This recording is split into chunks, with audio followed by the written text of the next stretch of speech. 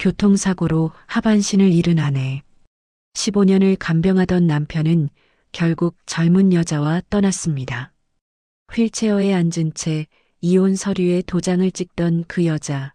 남편이 떠난 뒤 천천히 일어나 걸었습니다. 15년간 다리가 멀쩡했던 겁니다. 하지만 이건 시작에 불과했습니다. 진짜 반전은 따로 있었으니까요. 장례식장 같은 거실이었습니다. 커튼은 3년째 열리지 않았고 공기는 소독약 냄새로 무거웠습니다. 휠체어가 놓인 자리만 마루가 달아 있었습니다. 15년 동안 같은 자리를 맴돌았으니 당연한 일이었습니다. 저는 그 휠체어에 앉아 남편이 짐을 싸는 소리를 듣고 있었습니다. 서랍이 열리고 닫히는 소리, 옷걸이가 부딪히는 소리, 캐리어 바퀴가 굴러가는 소리, 모두 예상했던 소리들이었습니다. 남편은 침실과 거실을 오가며 자신의 것들을 챙겼습니다. 서두르지 않았습니다. 오히려 여유로워 보였습니다. 마치 오래전부터 계획했던 일을 마침내 실행에 옮기는 사람처럼. 미안해. 남편의 목소리는 떨리지 않았습니다. 연습한 듯 매끄러웠습니다. 저는 창밖만 바라봤습니다. 11월의 하늘은 회색이었습니다. 은행나무 잎들이 바람에 떨어지고 있었습니다. 계절은 변하는데 이 집안의 시간은 15년째 멈춰 있었습니다.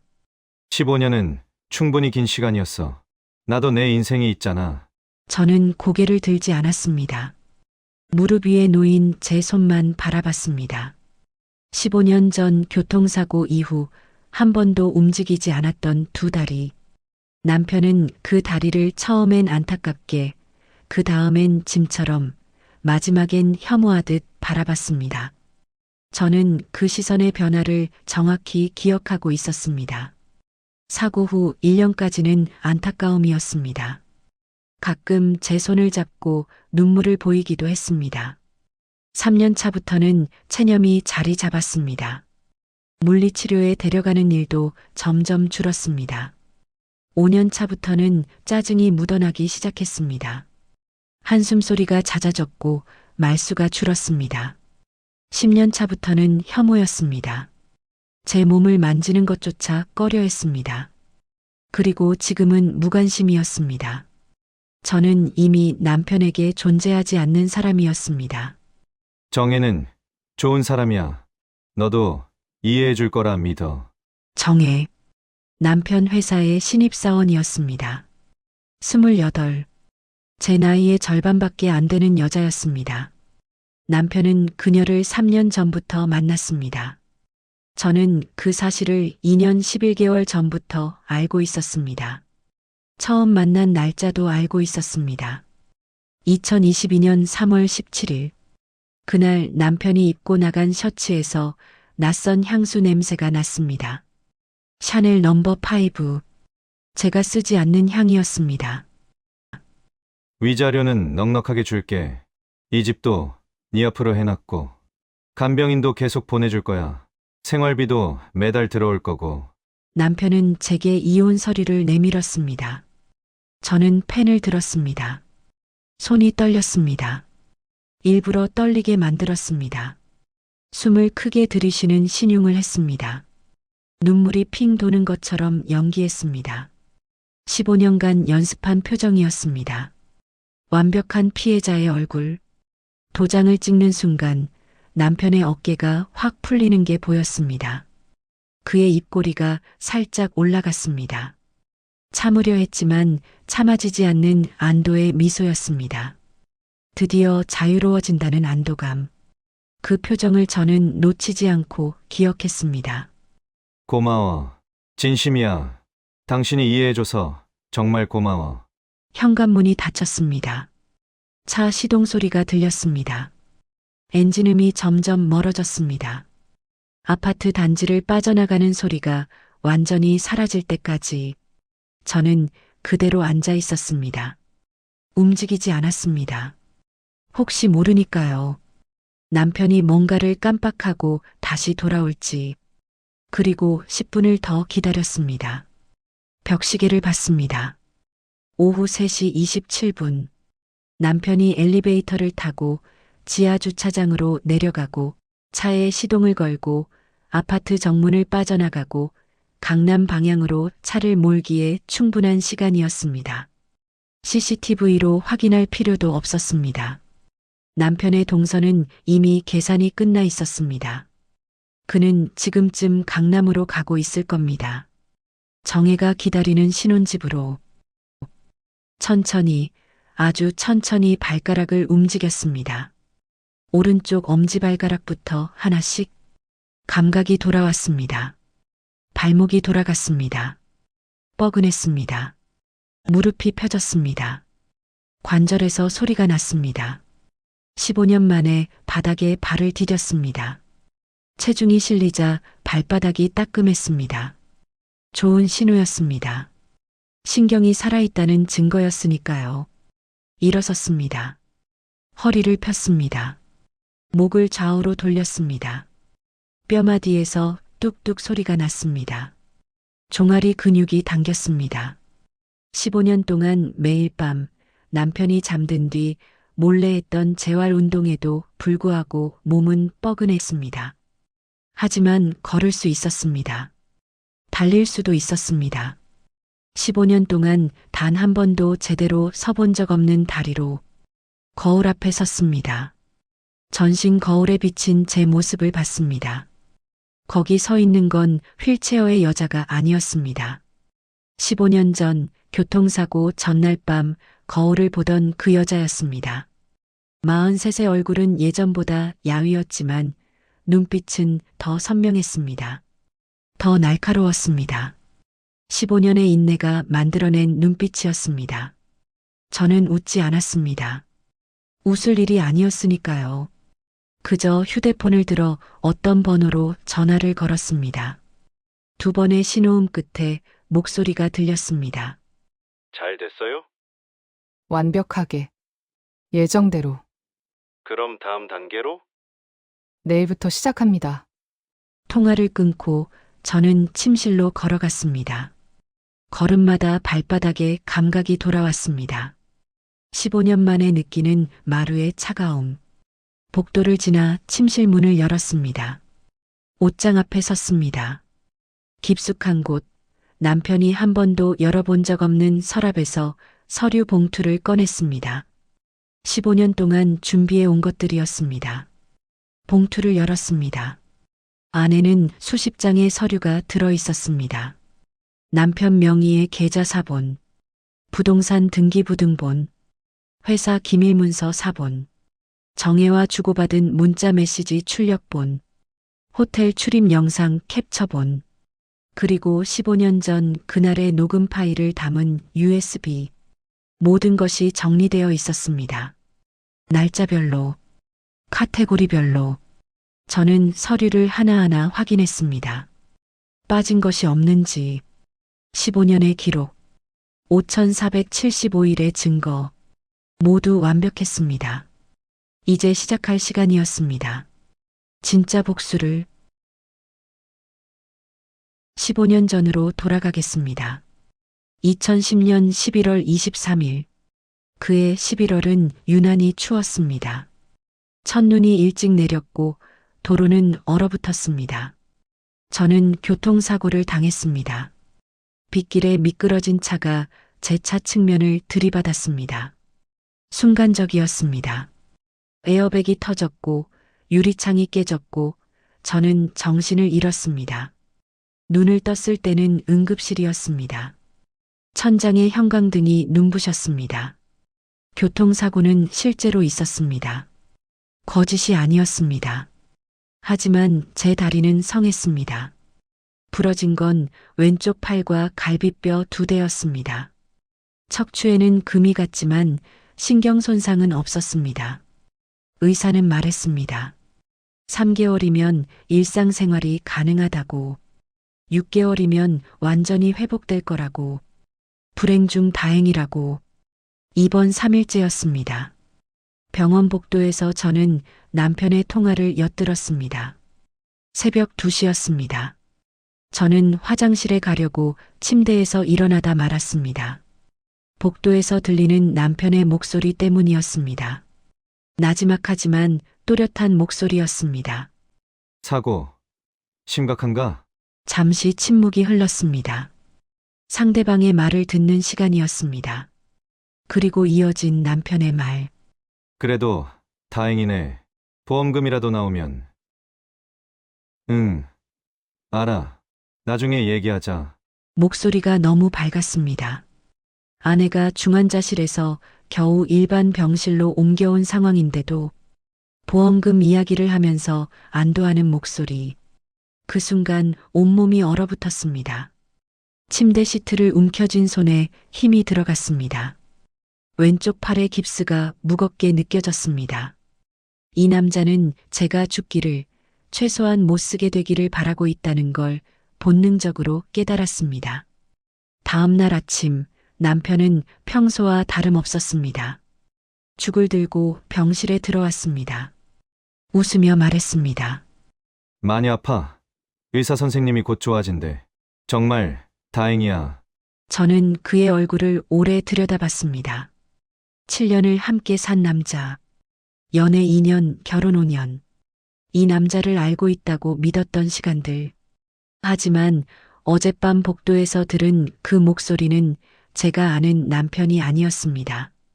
낯선 사람의 목소리였습니다. 차갑고 계산적인. 퇴원을 일주일 앞두고 저는 남편의 휴대폰을 확인했습니다. 남편이 샤워하는 동안이었습니다. 욕실 문이 닫히고 물소리가 들렸습니다. 저는 침대 옆 테이블 위에 놓인 휴대폰을 집었습니다. 비밀번호는 제 생일이었습니다. 아이러니했습니다. 문자함을 열었습니다. 미영이라는 이름으로 저장된 번호가 있었습니다. 대화 내용을 읽는 동안 손이 떨렸습니다. 휴대폰을 떨어뜨릴 뻔했습니다. 와이프 언제 퇴원해? 다음 주래. 골치 아파 죽겠어. 보험금은? 상대 과실이라 좀 나올 거야. 그걸로 우리. 더 읽을 수 없었습니다. 샤워실에서 물소리가 멈췄습니다. 저는 서둘러 휴대폰을 제자리에 뒀습니다. 남편이 나왔을 때 저는 자는 척하고 있었습니다. 눈을 감고 호흡을 가다듬었습니다. 심장이 미친 듯이 뛰었지만 표정만은 평온하게 유지했습니다. 그날 밤 잠들지 못했습니다. 천장을 보며 생각했습니다. 이혼할까? 증거를 모아 위자료라도 받을까? 하지만 결혼 5년 차의 위자료는 얼마나 될까? 많아야 5천만 원? 1억? 저는 결혼 후 일을 그만뒀습니다. 남편이 원했습니다. 집에서 쉬라고. 당신이 벌어온 돈으로 충분하다고. 경력은 단절됐고 통장은 비어 있었습니다. 이혼하면 저는 빈손이었습니다. 30살의 무직 여성, 경력 단절 5년, 아무것도 없는 사람. 새벽 4시 저는 결심했습니다. 차라리 죽은 사람이 되자고. 아니, 죽은 것보다 못한 사람이 되자고. 그래서 이 남자를 올가매자고. 15년이 걸리든 20년이 걸리든 이 남자가 스스로 무너질 때까지 기다리자고. 그리고 그 순간 모든 걸 빼앗자고. 퇴원 이틀 전 저는 담당 의사를 찾아갔습니다. 개인적으로 만날 수 있겠냐고 부탁했습니다. 의사는 당황스러워했지만 진료실로 저를 안내했습니다. 간호사들이 없는 시간이었습니다. 오후 7시 외래 진료가 끝난 뒤였습니다. 무슨 일이십니까? 저는 준비해간 서류들을 내밀었습니다. A4 용지 20장이 넘는 분량이었습니다. 의사는 첫 장을 보더니 얼굴이 굳었습니다. 이게 뭡니까? 제 남편의 비자금 계좌 내역입니다. 남편은 아버지 회사에서 일했습니다. 장남이었고 후계자였습니다. 하지만 회사 돈을 빼돌렸습니다. 저는 그 사실을 결혼 1년 차에 알았습니다. 우연히 남편의 노트북을 본 날이었습니다. 암호화되지 않은 폴더에 모든 게 들어 있었습니다. 남편은 자신이 걸리지 않을 거라 믿었습니다. 저는 그날부터 증거를 모으기 시작했습니다. 언젠가 필요할 거라 생각했습니다. 그 언젠가가 지금이었습니다. 의사는 서류를 넘기며 읽었습니다. 페이지를 넘길 때마다 안색이 변했습니다. 15번째 페이지에서 멈췄습니다. 그 페이지에는 의사의 이름이 있었습니다. 계좌 이체 내역과 함께 남편이 빼돌린 돈의 일부가 이 병원으로 흘러갔습니다. 불법 리베이트였습니다. 환자를 남편 아버지 회사의 산재보험으로 유치하는 대가로 받은 돈. 이건 어떻게 4년 전부터 알고 있었습니다. 증거도 충분합니다. 국세청에 제보하면 선생님도 끝입니다. 의사의 손이 떨렸습니다. 서류를 쥔 손이 하얗게 질렸습니다. 제안이 있습니다. 제 진단서를 하반신 마비로 작성해 주세요. 완전 마비.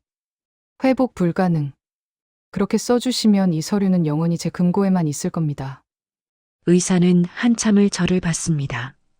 입술을 깨물었습니다. 망설였습니다.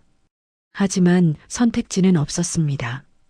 의료 면허 박탈, 형사처벌, 사회적 매장, 그것과 진단서 하나를 바꾸는 것. 어떤 게 이득인지는 명확했습니다. 알겠습니다. 내일까지 해주시면 됩니다. 퇴원하던 날, 저는 휠체어에 앉아 있었습니다. 남편이 휠체어를 밀었습니다. 병원 로비를 지나며 사람들이 저를 봤습니다. 동정 어린 시선들, 가엾다는 표정들. 저는 고개를 숙이고 무릎 위에 담요만 만지작거렸습니다. 완벽한 환자였습니다. 완벽한 피해자였습니다. 집으로 돌아오는 차 안에서 남편이 말했습니다. 앞으로 힘들겠지만 우리 함께 이겨내자. 저는 고개를 끄덕였습니다. 창밖을 보며 생각했습니다. 이겨낼 사람은 저예요. 당신이 아니라. 15년은 길었습니다. 하지만 지루하지 않았습니다. 매일이 전쟁이었으니까요. 보이지 않는 전쟁, 들리지 않는 전쟁. 저는 휠체어에 앉아 모든 것을 설계했습니다. 남편은 제가 무력한 존재라고 믿었습니다. 그 믿음이 남편을 방심하게 만들었습니다. 처음 1년은 연기를 완벽하게 만드는 시간이었습니다. 물리치료를 받으러 갔습니다. 주 3회. 매번 최선을 다하는 척 했습니다. 땀을 흘리며 다리를 움직이려 애썼습니다. 당연히 효과는 없는 척 했습니다. 재활의학과 의사들은 안타까워했습니다. 간호사들은 위로했습니다. 남편은 점점 지쳐갔습니다. 그게 제가 원한 거였습니다. 오늘도 안 됐어? 남편의 목소리에서 기대가 사라지는 속도를 저는 정확히 측정했습니다. 6개월 차에는 아직 희망이 있었습니다. 다음엔 될 거야 라고 말했습니다. 1년 차에는 체념이 보였습니다. 그래도 괜찮아로 바뀌었습니다. 2년 차에는 짜증이 묻어났습니다. 알았어만 반복했습니다. 하지만 저는 남편을 놓아주지 않았습니다. 매일 아침 약을 챙겨달라고 했습니다. 아침 7시 정각, 식사를 준비해달라고 했습니다. 제 입맛에 맞춰서 화장실 갈 때 부축해달라고 했습니다. 하루에 5번, 할 수 있는 일도 못하는 척 했습니다. 리모컨이 손에 닿는 거리에 있어도 가져다 달라고 했습니다. 남편의 시간을 최대한 많이 빼앗았습니다. 그가 지쳐가는 모습을 지켜봤습니다. 그의 눈빛이 차가워지는 걸 관찰했습니다. 동시에 저는 밤마다 움직였습니다. 남편이 잠든 뒤 새벽 2시부터 4시까지 남편은 술을 마시고 들어오는 날이 많았습니다. 그런 날이면 깊이 잠들었습니다. 저는 조심스럽게 휠체어에서 일어났습니다. 거실로 나왔습니다. 암전 속에서 움직였습니다. 스쿼트를 50개, 런지를 좌우각 30개, 플랭크를 3분씩. 땀이 흘렀지만 소리는 내지 않았습니다. 호흡을 조절했습니다. 새벽 4시 30분이 되면 다시 휠체어에 앉았습니다. 몸을 닦고 잠옷을 갈아입고 침대로 돌아갔습니다. 남편은 한 번도 눈치채지 못했습니다. 15년 동안 단 한 번도. 3년 차 저는 본격적으로 정보를 모으기 시작했습니다. 남편의 노트북을 해킹했습니다. 어렵지 않았습니다. 결혼 전 저는 IT 기업에서 일했습니다. 네트워크 보안 관련 부서였습니다. 방화벽 설계와 취약점 분석이 제 전문이었습니다. 남편은 그 사실을 대수롭지 않게 여겼습니다. 퇴사한 아내의 경력 따위 중요하지 않았으니까요. 하지만 그 경력이 지금 빛을 발했습니다. 남편의 노트북 비밀번호를 알아냈습니다. 키로거 프로그램을 몰래 설치했습니다. 남편이 입력하는 모든 것이 제게 전송됐습니다. 이메일 비밀번호, 회사 메일 비밀번호, 클라우드 저장소 비밀번호, 은행 계좌 비밀번호, 모든 것 남편의 이메일에 접속했습니다. 회사 메일도 확인했습니다. 클라우드 저장소도 뒤졌습니다. 그곳에는 제가 필요한 모든 것이 있었습니다. 횡령 증거, 계열사로 위장한 페이퍼 컴퍼니, 탈세를 위한 이중장부, 비리 문서, 불법 하청 계약서. 저는 하나하나 복사해서 암호화된 저만의 클라우드 저장소에 옮겼습니다. 매일 밤 조금씩 3년 동안. 5년 차 정혜가 남편 회사에 입사했습니다. 저는 그녀를 처음 본 날을 기억합니다. 남편이 회식 사진을 보여줬습니다. 휴대폰 화면을 제 앞에 들이밀며 말했습니다. 신입사원이래. 서울대 나왔대. 똑똑하고 열심히 한대. 사진 속 정혜는 웃고 있었습니다. 25, 밝은 얼굴, 긴 웨이브 머리. 남편의 눈빛이 달랐습니다. 처음 저를 봤을 때의 그 눈빛, 설레는 눈빛. 저는 그 순간 알았습니다. 이 여자가 남편의 탈출구가 될 거라는 걸. 저는 정혜를 조사했습니다. SNS를 뒤졌습니다. 인스타그램, 페이스북, 트위터 모두 공개 계정이었습니다. 그녀는 자신의 삶을 숨기지 않았습니다. 인맥을 파악했습니다. 친구 관계, 가족 관계. 그녀에게는 빚이 있었습니다. 학자금 대출 3천만 원. 어머니의 병원비. 어머니는 당뇨 합병증으로 투석을 받고 있었습니다. 한 달에 들어가는 돈이 200만 원. 그녀는 돈이 필요했습니다. 절실하게. 남편은 돈이 있었습니다. 많이. 완벽한 조합이었습니다. 저는 기다렸습니다. 남편과 정혜가 가까워지는 과정을 지켜봤습니다. 남편의 귀가 시간이 늦어졌습니다. 처음에는 9시, 그 다음 10시, 그 다음 11시, 어떤 날은 새벽 1시에 들어왔습니다. 향수 냄새가 달라졌습니다. 옷에 묻은 립스틱 자국, 와이셔츠 깃에 묻은 파운데이션.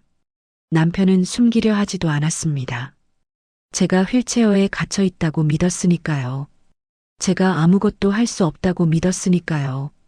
7년 차 저는 탐정을 고용했습니다. 탐정 사무소에 전화를 걸었습니다. 남편이 회사에 간 사이 탐정이 집으로 왔습니다. 중년의 남자였습니다. 저는 남편과 정혜의 사진을 보여줬습니다. 이 두 사람을 미행해 주세요.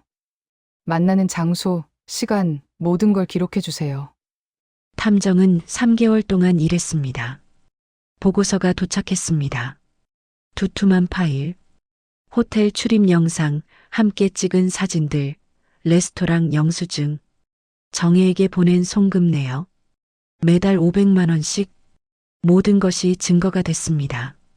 10년 차 저는 남편 회사의 구조를 완벽히 파악했습니다. 시아버지는 여전히 회장이었지만 실권은 남편에게 넘어가고 있었습니다. 남편은 회사를 키웠습니다. 매출이 2배로 늘었습니다. 직원이 300명에서 800명으로 늘었습니다. 하지만 방법이 깨끗하지 않았습니다. 불법 하청, 산재 은폐, 탈세, 분식회계. 저는 모든 증거를 모았습니다. 회사 내부 고발자도 만들었습니다. 남편 회사의 격리 과장, 간병인을 통해서 그녀에게 접근했습니다. 그녀는 남편의 회계 부정을 알고 있었습니다. 하지만 말할 수 없었습니다. 저는 그녀에게 제안했습니다. 증거를 주면 보호해주겠다고. 그녀는 동의했습니다.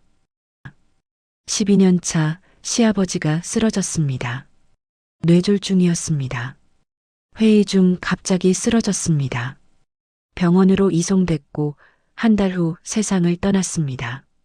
남편이 회장이 됐습니다. 저는 축하한다고 말했습니다. 휠체어에 앉은 채로 남편은 제 어깨를 툭 쳤습니다. 고마워. 당신 덕분이야. 당신이 있어서 내가 일에 집중할 수 있었어. 아이러니했습니다. 정말로 제 덕분일 테니까요. 제가 없었다면 남편은 진작 회사를 말아먹었을 겁니다. 제가 휠체어에 묶여 있는 동안 남편은 자유로웠고 그 자유 속에서 회사를 키웠습니다.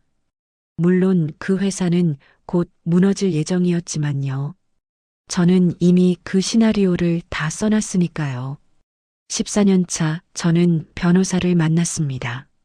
남편 몰래 간병인으로 위장한 사람이 저를 법률사무소까지 데려갔습니다. 휠체어를 탄 채로. 변호사는 중년의 남성이었습니다. 송 변호사, 이혼 전문 변호사였습니다. 재산 분할 소송으로 유명한 사람이었습니다. 15년간 모은 증거라.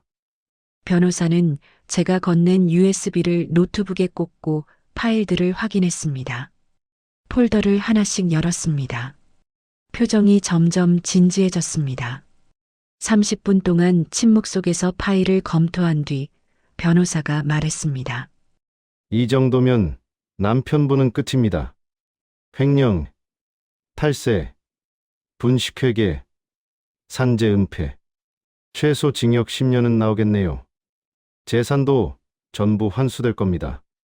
저는 고개를 끄덕였습니다. 그게 목표입니다. 재산 분할은 남편 명의로 숨겨둔 제 자산이 있습니다. 그것까지 합치면 제가 가져갈 수 있는 건 최소 80억입니다. 변호사가 눈을 크게 떴습니다. 하지만 아직 때가 아니었습니다. 남편이 먼저 움직일 때까지 기다려야 했습니다. 남편이 이혼을 요구할 때까지. 그래야 제가 피해자가 될 수 있었으니까요. 15년 차 드디어 남편이 움직였습니다. 이혼을 꺼냈습니다. 예상했던 타이밍이었습니다. 회사는 안정됐고 정혜와의 관계는 깊어졌고 시아버지도 세상을 떠났고 저는 더 이상 필요 없었습니다. 남편에게 저는 15년 된 짐이었습니다. 이제 버릴 때가 온 것이었습니다. 남편이 이혼 서류에 도장을 찍고 떠난 그날, 저는 변호사에게 신호를 보냈습니다. 문자 한 통. 시작합니다. 그날부터 모든 것이 움직이기 시작했습니다. 15년 동안 설계한 시나리오가 실행에 들어갔습니다. 이혼 일주일 후 남편은 재혼 준비를 했습니다. 정혜와 함께 청담동의 예식장을 예약했습니다. 12월 23일 크리스마스 직전 신혼집도 알아봤습니다. 한남동 타워 팰리스 전용 면적 60평 보증금 10억에 월세 500만 원. 남편은 행복해 보였습니다. SNS에 정혜와 함께 찍은 사진을 올렸습니다. 계정을 비공개로 전환했지만 저는 이미 접근 권한이 있었습니다. 저는 그 모습을 멀리서 지켜봤습니다. 물론 휠체어 없이. 이제 집안에서 휠체어는 필요 없었습니다. 이혼 2주 후 저는 본격적으로 움직였습니다. 첫 번째 타깃은 남편 회사였습니다. 국세청에 제보했습니다. 익명으로 다크웹의 익명 이메일 서비스를 이용했습니다. 횡령과 탈세 증거를 첨부했습니다. 15년간 모은 회계장부, 이중 계좌 내역, 페이퍼 컴퍼니 자료, 모든 것. 3일 후 회사에 세무조사가 들어갔습니다. 예고 없이 갑자기 남편은 당황했습니다. 예상치 못한 타이밍이었으니까요. 누가 제보한 거야? 대체 누가? 남편은 회사 임원들을 의심했습니다. 내부 고발자를 찾으려 했습니다. 회의를 소집했습니다. 직원들을 추궁했습니다. 하지만 찾을 수 없었습니다. 제보자는 외부인이었으니까요. 휠체어에 앉아 15년을 보낸 전 부인이었으니까요. 남편은 제가 설 수도 없는 장애인이라고 믿었으니까요. 세무조사는 한 달 동안 계속됐습니다. 조사관들이 회사를 샅샅이 뒤졌습니다. 서버를 압수했습니다. 장부를 압수했습니다. 회사는 마비됐습니다. 업무가 멈췄습니다. 주가가 떨어졌습니다. 상장사였던 남편 회사의 주가는 하루에 15%씩 떨어졌습니다. 거래처들이 이탈했습니다. 계약이 취소됐습니다. 남편은 하루가 다르게 초췌해졌습니다. 저는 그 모습을 회사 건너편 카페에서 지켜봤습니다. 커피를 마시며 휠체어 없이. 두 번째 타깃은 정혜였습니다. 저는 그녀에게 익명의 편지를 보냈습니다. 고급 호텔의 편지지에 손글씨로 썼습니다. 편지에는 남편의 숨겨진 재산 목록이 들어 있었습니다. 하지만 거짓 정보였습니다. 실제보다 10배 부풀려진 숫자들. 해외 비밀 계좌 스위스 은행에 200억, 케이맨 제도의 페이퍼 컴퍼니에 100억, 싱가포르 부동산에 50억. 모두 존재하지 않는 것들이었습니다. 저는 그 편지를 정혜의 회사 사물함에 몰래 넣었습니다. 새벽에 빌딩 청소부로 위장해서.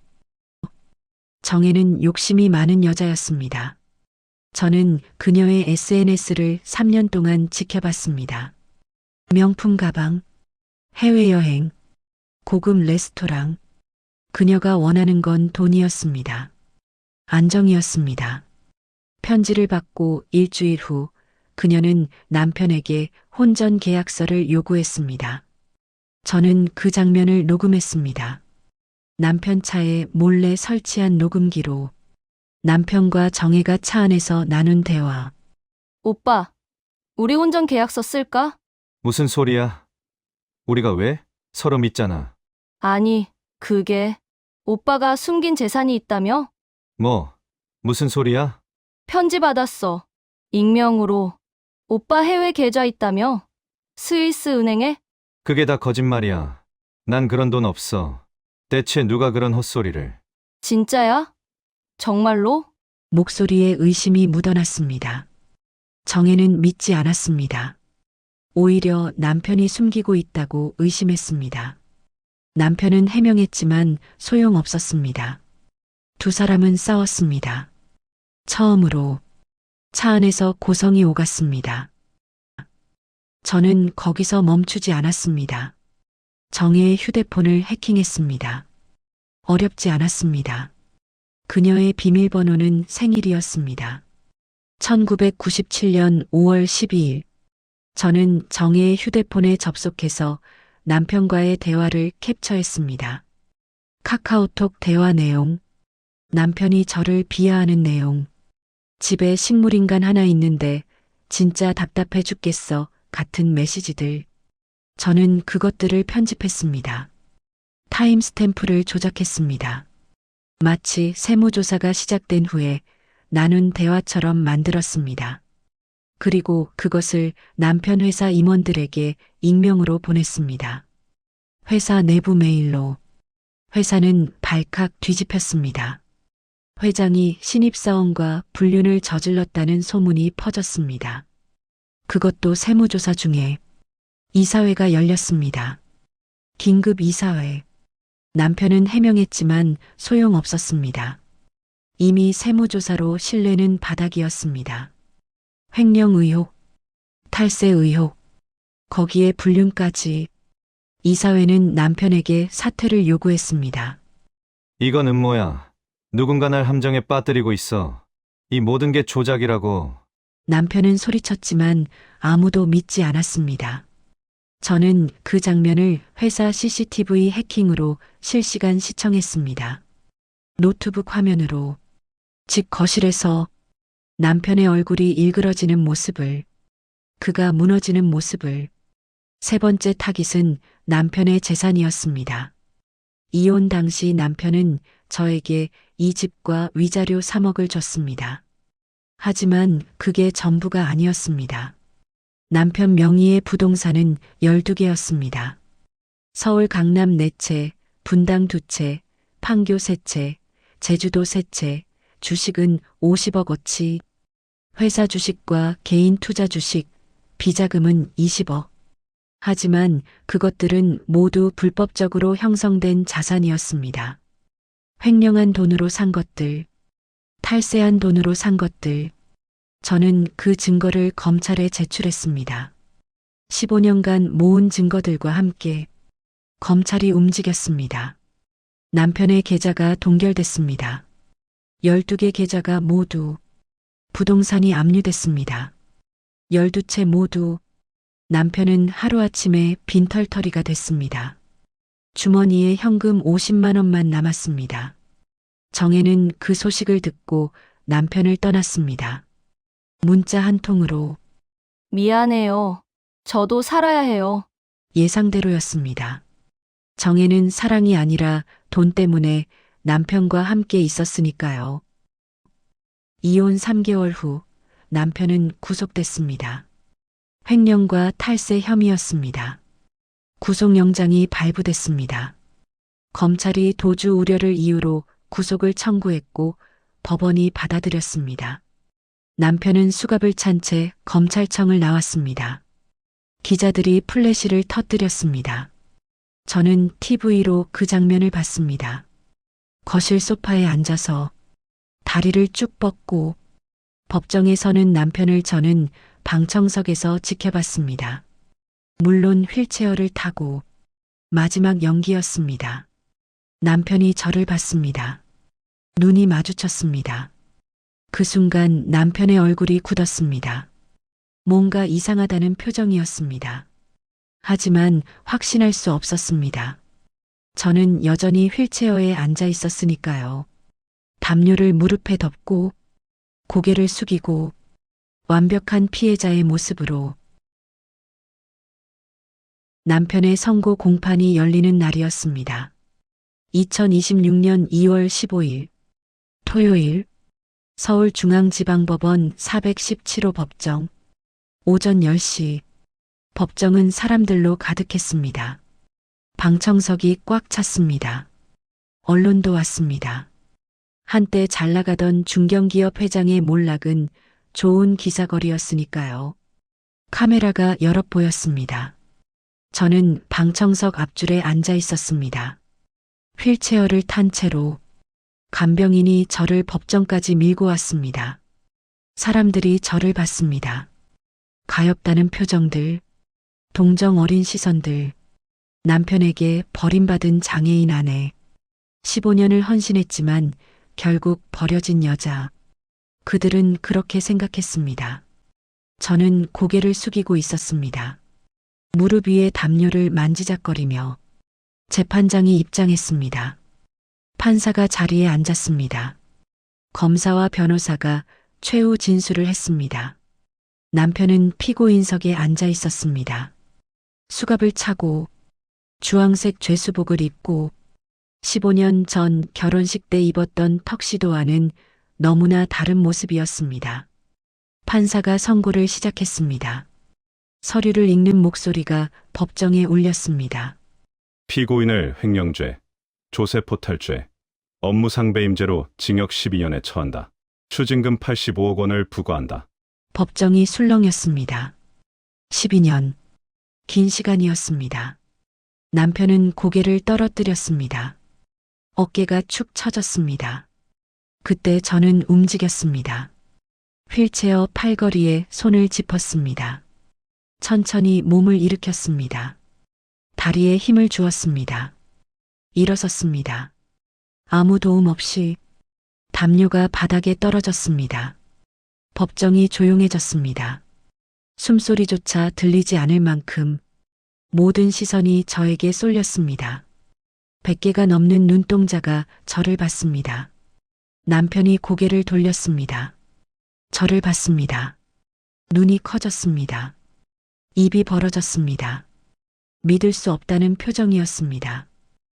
당신, 저는 남편을 향해 걸어갔습니다. 한 걸음, 두 걸음, 세 걸음. 15년 만에 남편 앞에 온전히 선 자세로 섰습니다. 남편의 얼굴이 새하얘졌습니다. 입술이 파르르 떨렸습니다. 손이 떨렸습니다. 피고인석을 붙잡은 손이. 놀랐어요? 15년 만에 서 있는 모습. 저는 조용히 말했습니다. 하지만 법정은 너무 조용했기에 제 목소리가 모두에게 들렸습니다. 기자들이 카메라를 들었습니다. 판사가 망치를 두드렸지만 소용없었습니다. 법정은 이미 술렁이고 있었습니다. 15년이었어요. 15년 동안 당신을 기다렸어요. 당신이 스스로 무너지기를. 당신이 제게서 도망치기를. 남편은 말을 잇지 못했습니다. 그저 저를 빤히 봤습니다. 이해할 수 없다는 표정으로. 저는 가방에서 서류 뭉치를 꺼냈습니다. 두툼한 서류, A4 용지 200장이 넘는 분량. 이게 뭔지 알아요? 당신이 횡령한 돈의 흐름도예요. 15년 전부터 제가 모은 거예요. 결혼하고 1년 만에 당신의 비리를 알았어요. 그래서 준비했죠. 증거를. 매일. 조금씩. 남편의 입술이 떨렸습니다. 목소리를 내려 했지만 나오지 않았습니다. 교통사고 기억하세요? 2010년 11월 23일. 저 진짜 다쳤어요. 하지만 다리는 멀쩡했어요. 의사도 그렇게 말했죠. 3개월이면 회복된다고. 6개월이면 완전히 걷는다고. 저는 한 걸음 더 다가갔습니다. 남편과의 거리가 1미터도 안 됐습니다. 그런데 전 당신의 통화를 들었어요. 병원 복도에서. 새벽 2시. 당신은 미영이라는 여자와 통화했죠. 제가 못 쓰게 되기를 바라는 목소리. 보험금 타령하는 목소리. 그 순간 깨달았어요. 이 남자는 내가 죽기를 바라는구나. 법정이 더 술렁였습니다. 기자들이 받아 적었습니다. 남편은 고개를 저었습니다. 아니야. 그건 부정하지 마세요. 녹음 파일 있어요. 15년 동안 보관했어요. 저는 휴대폰을 꺼내 재생 버튼을 눌렀습니다. 법정에 남편의 목소리가 울려 퍼졌습니다. 15년 전 그날 밤의 목소리. 그래도 다행이네. 보험금이라도 나오면. 명확한 증거였습니다. 그래서 결정했어요. 차라리 장애인이 되자. 그래서 당신을 묶어두자. 당신이 자유롭게 비리를 저지르도록 놔두자. 그리고 전부 기록하자. 언젠가 당신을 무너뜨릴 때를 위해서. 저는 가방에서 또 다른 서류를 꺼냈습니다. 파란색 표지의 서류. 이건 뭔지 알아요? 재산 분할 소송 서류예요. 우리 이혼할 때 당신이 준 건 고작 3억이었죠. 집 한 채랑 현금 3억. 하지만 당신의 실제 재산은 100억이 넘어요. 물론 대부분 불법 자금이지만 그중 합법적인 부분만 따져도 60억은 돼요. 그 절반은 제 거예요. 혼인 기간 15년. 법적으로 절반은 제 권리입니다. 그리고 이건 저는 마지막 서류를 꺼냈습니다. 빨간색 표지. 당신 회사요. 지금 파산 직전이죠. 세무조사에 이사회 결의까지.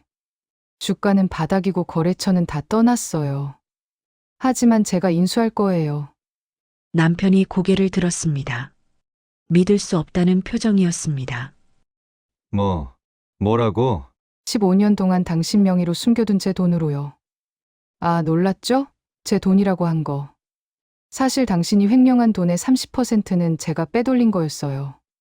당신 몰래 15년 동안 조금씩 당신 명의의 페이퍼 컴퍼니를 만들어서 그곳으로 돈을 옮겼죠. 물론 실제 소유주는 저예요. 케이맨 제도의 법인을 만들었어요. 그 법인의 실소유주는 저고요. 법정이 발칵 뒤집혔습니다. 사람들이 웅성거렸습니다. 판사가 망치를 두드렸습니다. 쾅쾅쾅. 남편은 그 자리에 주저앉았습니다. 완전히 무너졌습니다. 저는 차가운 눈으로 그를 내려다봤습니다. 당신이 저를 버린 게 아니에요. 제가 당신을 버린 거예요. 15년 전에 이미. 그리고 15년 동안 당신을 이용했어요. 당신의 비리를 키우고 증거를 모으고 돈을 빼돌리고 마지막엔 당신을 감옥에 보냈죠. 모든 게 제 계획이었어요. 남편이 울먹였습니다. 눈물이 흘렀습니다. 왜 이렇게까지 15년이나 저는 웃지 않았습니다. 표정 하나 변하지 않았습니다. 당신이 먼저 저를 죽이려 했잖아요. 교통사고 나고 기뻐했잖아요. 보험금 타령했잖아요. 저는 그냥 살아남은 거예요. 제 방식대로. 15년 동안 매일 밤 다리 운동하면서 당신이 잠든 뒤 거실을 걸어 다니면서 증거를 모으면서 당신을 무너뜨릴 준비를 하면서 저는 몸을 돌렸습니다. 법정을 향해, 판사를 향해, 기자들을 향해. 저는 피해자가 아닙니다. 생존자입니다. 15년 동안 죽은 척하며 산 생존자입니다. 법정을 나왔습니다. 걸어서 휠체어는 법정에 두고 왔습니다. 더 이상 필요 없었으니까요. 영원히. 법원 앞에는 카메라들이 기다리고 있었습니다. 기자들이 마이크를 들이댔습니다. 질문이 쏟아졌습니다. 15년 동안 계획하신 건가요? 저는 대답했습니다. 카메라를 똑바로 보며 계획이 아니라 생존이었어요. 죽거나 죽은 척하거나 저는 후자를 선택했습니다. 복수인가요? 복수가 아니라 회수예요. 제 인생을 회수한 겁니다. 그날 저녁 저는 새로 산 아파트로 이사했습니다. 한강뷰가 보이는 용산구 이촌동. 전용 면적 30평형. 15년 동안 모은 돈으로 샀습니다. 남편에게서 빼돌린 돈 25억 중 12억으로 샀습니다. 현금으로. 거실 창문을 열었습니다. 서울의 야경이 펼쳐졌습니다. 한강이 보였습니다. 밤하늘의 별들이 보였습니다. 저는 깊게 숨을 들이켰습니다. 15년 만에 처음 느끼는 자유로운 공기였습니다. 휴대폰이 울렸습니다. 변호사였습니다. 송 변호사. 회사 인수 절차 시작됐어요. 2주 후면 당신 거예요. 주주총회에서 승인만 받으면 돼요. 고마워요. 재산 분할 소송은 어떻게 할래요? 진행하세요. 끝까지. 한 푼도 안 남기고 다 가져올 거예요. 통화를 끊고 저는 소파에 앉았습니다. 휠체어가 아닌 소파에 다리를 쭉 뻗고 앉을 수 있다는 게 이렇게 좋은 건지 처음 알았습니다. 팔을 머리 위로 쭉 뻗었습니다. 스트레칭을 했습니다. 온몸의 근육이 풀렸습니다. 그날 밤 저는 오랜만에 평온하게 잠들었습니다. 15년 만에 처음으로 누군가를 속이지 않아도 되는 밤이었습니다. 연기하지 않아도 되는 밤이었습니다. 이제는 그저 제 인생을 살면 됐습니다. 제 이름으로, 제 다리로. 한 달 후 회사 인수가 완료됐습니다. 주주총회가 열렸고 저는 새로운 회장으로 선출됐습니다. 투표 결과는 83% 찬성이었습니다. 저는 회장실에 앉았습니다. 남편이 앉던 그 자리에 직원들은 놀랐습니다. 15년 동안 휠체어에 앉아있던 여자가 회장석에 앉았으니까요. 하지만 저는 준비가 되어 있었습니다. 15년 동안 남편의 회사를 연구했으니까요. 모든 부서를, 모든 프로젝트를 첫 이사회에서 저는 선언했습니다. 이 회사를 정상화하겠습니다. 모든 비리를 없애고 합법적으로 운영하겠습니다. 3년 안에 이 회사를 코스닥에서 코스피로 이전하겠습니다. 그리고 실제로 그렇게 했습니다. 비리 담당자들을 모두 해고했습니다. 회계 시스템을 투명하게 만들었습니다. 불법 하청을 끊었습니다. 1년 후 회사는 안정됐습니다. 매출이 올랐습니다. 정상적인 방법으로 주가가 회복됐습니다. 바닥에서 3배가 올랐습니다. 사람들은 저를 구원자라고 불렀습니다. 아이러니했습니다. 제가 이 회사를 무너뜨린 장본인인데도, 하지만 그건 아무도 몰라도 되는 비밀이었습니다. 5년이 지났습니다. 남편은 여전히 감옥에 있습니다. 7년을 더 복역해야 합니다. 가끔 면회 신청이 옵니다. 저는 한 번도 가지 않았습니다. 더 이상 볼 이유가 없으니까요. 정혜는 다른 남자와 결혼했습니다. 역시 돈 많은 남자였습니다. 재벌 3세. 저는 가끔 그들의 소식을 듣습니다. SNS를 통해. 관심은 없지만 알고리즘이 추천해 주니까요. 오늘도 저는 회사에 출근합니다. 걸어서, 제 차를 운전해서, BMW 7 시리즈, 제 돈으로 샀습니다. 제자리에 앉아서 일합니다. 15년 동안 잃어버렸던 제 이름으로 더 이상 누군가의 아내도 며느리도 환자도 아닌 저 자신으로. 이제 명함에는 이렇게 적혀 있습니다. 주태영건설 대표이사 회장 강지혜. 제 이름입니다. 15년 만에 되찾은. 가끔 생각합니다. 15년이 아깝지 않냐고 스스로에게 묻습니다. 하지만 아깝지 않습니다. 그 15년이 있었기에 지금의 제가 있으니까요. 복수는 차갑게 식혀 먹는 게 가장 맛있다고 했습니다. 저는 15년을 기다렸습니다. 얼음처럼 차갑게. 그리고 완벽하게 성공했습니다. 남편의 자유를 빼앗고 재산을 빼앗고 회사를 빼앗았습니다. 그리고 제 자유를 되찾았습니다. 창밖을 봅니다. 서울의 하늘은 여전히 회색입니다. 미세먼지 때문에. 하지만 제게는 어떤 색보다 아름다워 보입니다. 자유의 색이니까요. 15년 동안 휠체어 너머로만 보던 하늘을 이제 걸어다니며 볼 수 있으니까요. 그것만으로도 충분합니다.